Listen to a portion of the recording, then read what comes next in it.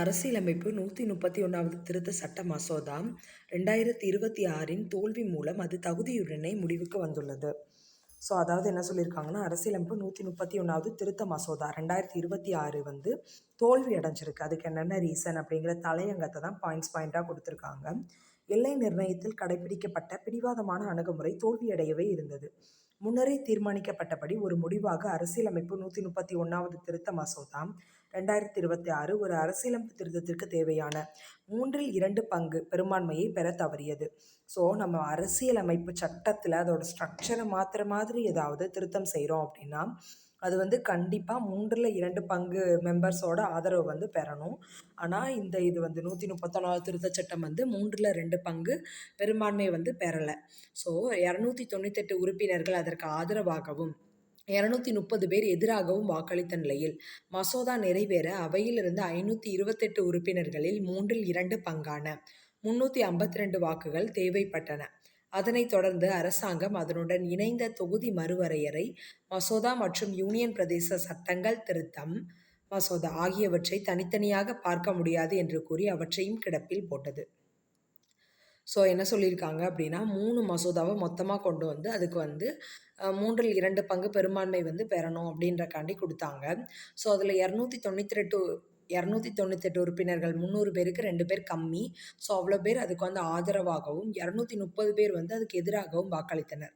அப்போ மசோதாவில் மொத்தமாக 528 பேர் பார்ட்டிசிபேட் பண்ணியிருக்காங்க ஓட்டிங்கில்.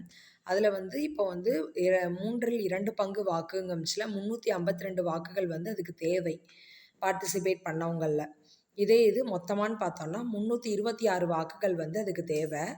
ஆனால் அது அவ்வளோ வாக்கு நமக்கு கிடைக்கல இல்லையா? அந்த மசோதா தோத்துருச்சு அப்படின்னு சொல்லி அதை எக்ஸ்பிளைன் பண்ணிட்டாங்க.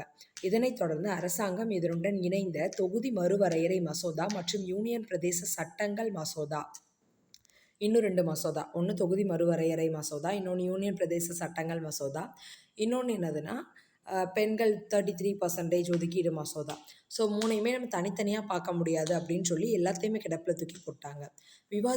விவாதத்திற்கு பதிலளிக்கும் போது உள்துறை அமைச்சர் அமித்ஷா 816 உறுப்பினர்களை கொண்ட மக்களவையில் தென்னிந்திய மாநிலங்களின் பிரதிநிதித்துவம் அவற்றின் தற்போதைய பங்கிற்கு சமமான விகிதத்தில் அதிகரிக்கும் என்று வாய்மொழி உத்தரவாதம் அளித்தார். 816 உறுப்பினராக மெம்பர்ஷிப் பண்ணோம் அப்படின்னா எல்லாருக்குமே கண்டிப்பாக எம்பி சீட்ஸ் அதிகரிக்க தான் செய்யும்.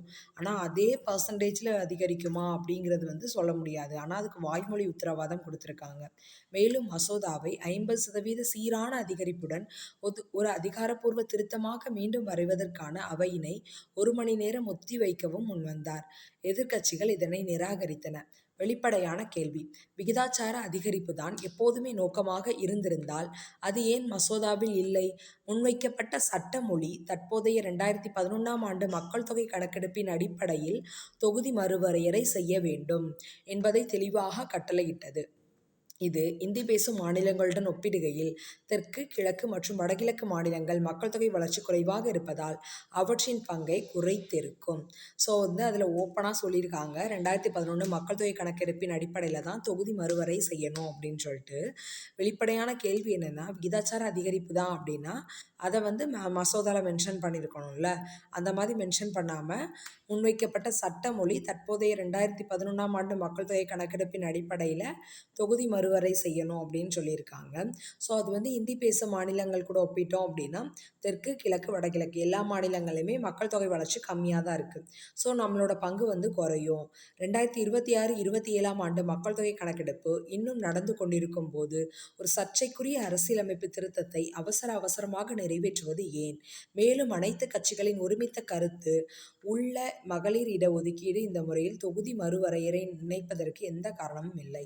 2026-27 மக்கள் தொகை கணக்கெடுப்பு இன்னும் நடந்து கொண்டிருக்கு. அது ஒரு சர்ச்சைக்குரிய அரசியலமைப்பு திட்டத்தை அவசரமாக நம்ம நிறைவேற்றணுமா? என்ன ரீசன்?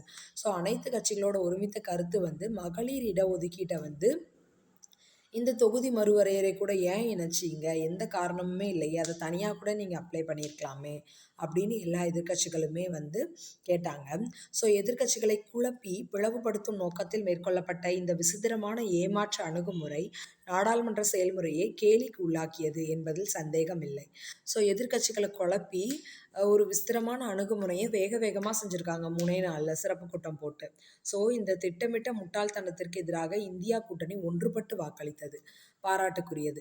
தங்களுக்குள் இருந்த வேறுபாடுகளை பொருட்படுத்தாமல் காங்கிரஸ், சமாஜ்வாதி, திரிணாமுல் காங்கிரஸ், இடதுசாரி மற்றும் திமுக போன்ற கட்சிகள் அவையில் ஒருங்கிணைப்பை உறுதி செய்தன. என்னதான் அவங்களுக்குள்ள பிரச்சனை இருந்தால் கூட காங்கிரஸ், சமாஜ்வாதி, திரிணாமுல் காங்கிரஸ், இடதுசாரிகள், திமுக இந்த மாதிரி கட்சிகள் அவையில் ஒருங்கிணைப்பை உறுதி செஞ்சிருக்கு. இதற்கு மாறாக மசோதாவின் வாசகத்தில் முரண்பட்ட மொழி இருந்த போதிலும் உள்துறை அமைச்சரின் வாய்மொழி உறுதிமொழிகளின் பலத்தில் மசோதாவுக்கு ஆதரவாக பேசிய தெலுங்கு தேசம் கட்சி மற்றும் அதிமுகவின் அறியாமையை கவனிக்க வேண்டும்.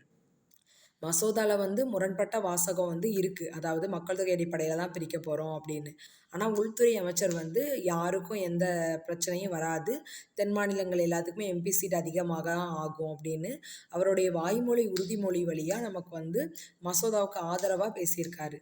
தெலுங்கு தேசம் கட்சியும் அதிமுகவும் அறியாமையால் அவங்களுக்கு போட்டு போட்டிருக்காங்க. ஸோ மசோதாவின் நிபந்தனைகளின்படியே ஆந்திர பிரதேசம் 5 இடங்களையும் தமிழ்நாடு 11 இடங்களையும் இழக்க நேரிட்டது. இந்த தோல்வி அரசை பாடம் புகட்ட வேண்டும். ஸோ மசோதாவோட நிபந்தனைகளின்படி ஆந்திர பிரதேசத்துக்கு 5 இடமும் தமிழ்நாடுக்கு 11 இடமும் இழக்க நேரிடும். ஸோ இந்த தோல்விக்கு அரசை பாடம் புகட்ட வேண்டும். அரசியலமைப்பு சட்டப்படி கட்டாயமாக்கப்பட்ட வழிமுறையின் மூலம் அது இப்போது மகளிர் இடஒதுக்கீட்டை செயல்படுத்த வேண்டும். அதாவது அரசியலமைப்பு சட்டப்படி கட்டாயமாக்கப்பட்ட வழிமுறை மூலமாக மகளிர் இடஒதுக்கீட்டை தனியாக நம்ம செயல்படுத்தணும். 2026-27 மக்கள் தொகை கணக்கெடுப்பை நிறைவு செய்து தொகுதி மறுவரையறை மற்றும் மக்களவை விரிவாக்கம் ஆகியவற்றை உண்மையான ஒருமித்த கருத்திற்காக நாடாளுமன்ற குழுவிற்கு அனுப்ப வேண்டும். ஸோ நீங்கள் மக்களவை விரிவாக்கம் பண்ணிக்கோங்க, தொகுதி வரையறை பண்ணிக்கோங்க. ஆனால் எதை பேஸ் பண்ணி 2026-27 மக்கள் தொகை கணக்கெடுப்பை நிறைவு பண்ணிவிட்டு அதை பேஸ் பண்ணி பண்ணுங்க அப்படின்னு சொல்லி நாடாளுமன்ற குழுவுக்கு அதை ஒருமித்த கருத்தை அனுப்புங்க. பரந்த உடன்பாடு இல்லாமல் தொலைநோக்குடைய கட்டமைப்பு மாற்றங்கள் வலுக்கட்டாயமாக திணிக்கப்படுவதை தடுப்பதற்காகவே 3/2 பங்கு பெரும்பான்மை வரம்பு உள்ளது.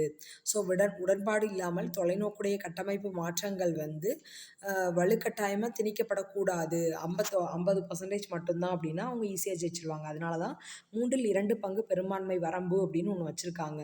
மேலும் அந்த பாதுகாப்பு இன்று நிலைநிறுத்தப்பட்டது. அது மூலமாக நம்மளோட அரசியலமைப்பு ஸ்ட்ரக்சர் இன்னைக்கு காப்பாற்றப்பட்டுச்சு அப்படின்னு சொல்லி இந்த ஆர்டிக்கிளை முடிச்சு. ஸோ இதுதான் கான்ஸ்டியூஷன் 131 அமெண்ட்மெண்ட் பில்லு அப்படின்னு சொல்லியிருக்காங்க. ஸோ கான்ஸ்டியூஷன் அமெண்ட்மெண்ட் பில்லு நம்ம பார்த்து முடிச்சாச்சு. இதோட சோர்ஸ் ஹிந்து பத்திரிகையாக இருக்குது. So thank you.